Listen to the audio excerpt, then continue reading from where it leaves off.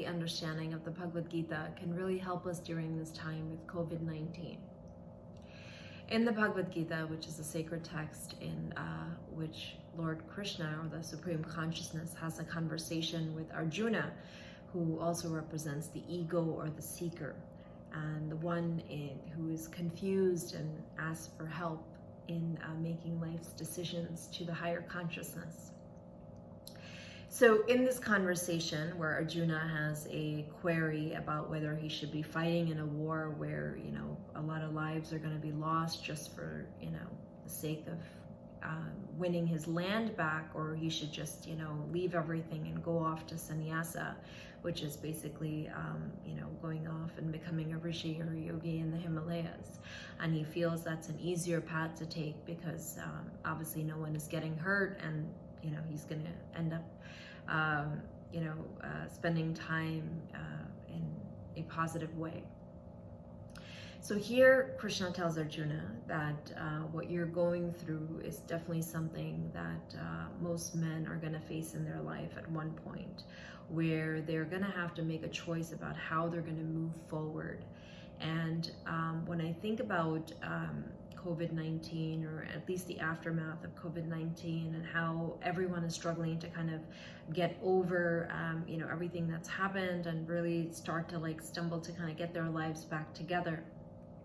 We are being faced by a scenario in which, the old was no longer, something that we can go back to. Things have to be done a different way.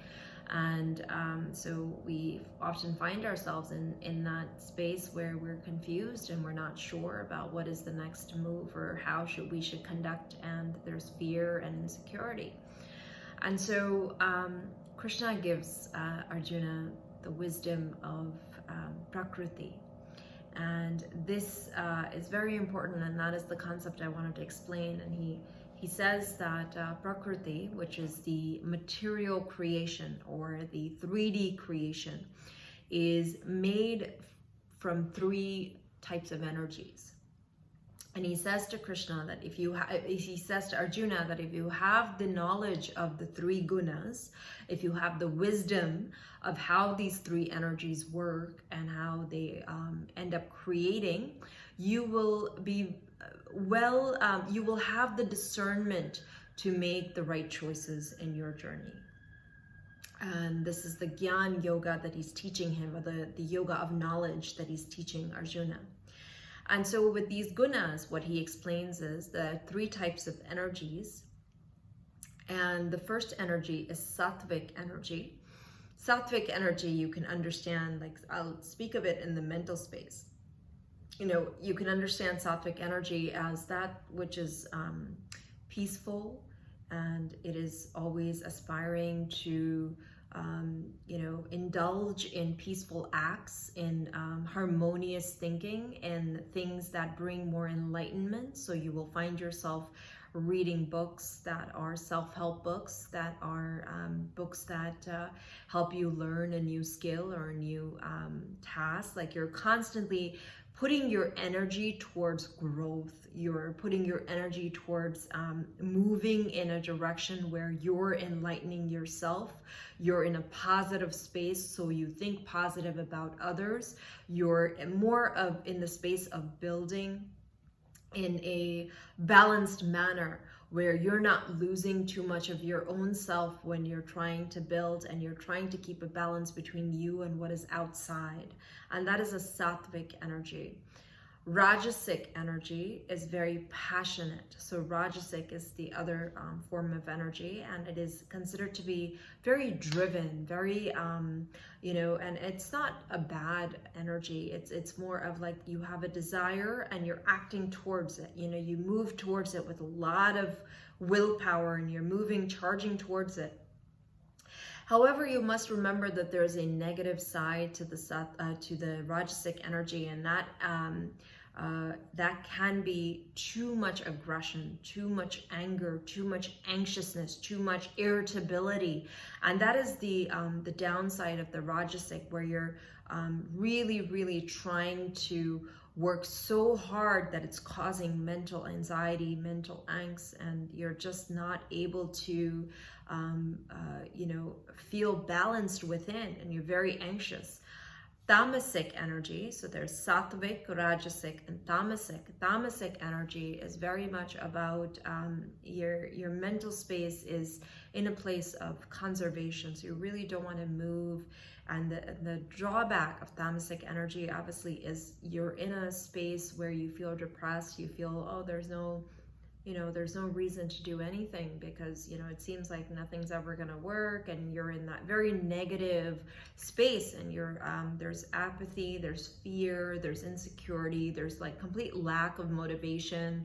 You're negative about yourself, towards yourself. So there's a lot of self-violence where you talk down to yourself. You're not able to eat healthy, do healthy activity, keep healthy company. It doesn't matter to you, the surroundings that you're in. You'd rather, stay in bed and not get up because what's the point? It's that kind of a mindset where there's no productivity happening, and you're really not making any steps forward. In fact, you're getting stuck and getting pulled back more and more. So knowing these three types of energies, when we build the awareness of knowing that these are the three type of energies that we're dealing with, we can come to an understanding or a knowing, or what Krishna calls as viveka, discernment, of knowing that, okay, I am in this space and I really have to shift my energy if I want to move forward. So a tamasic person, he needs to develop a desire, so have a little bit of that rajasic energy built up in him so he can start moving in one direction. And then again, we want to make sure that the rajasic doesn't get overcharged, and so the sattvic is very important. And there are various ways that he, talks about bringing that sattva within your life, and that is by practicing the yamas and niyamas of yoga, which I have a video on the yamas and niyamas of the Yoga Sutras. I would recommend you watch it. I'll put a link in the description. But it's a way in which you can balance and create harmony within and without.